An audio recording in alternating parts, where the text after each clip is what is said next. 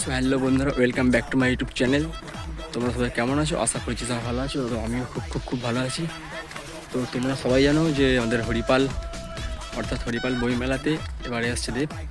তো সেই ভিডিও তোমাদের সঙ্গে শেয়ার করবো, ঠিক আছে? চলো বেশি না দেরি করে সেই ভিডিও তোমাদের সঙ্গে থাকছে।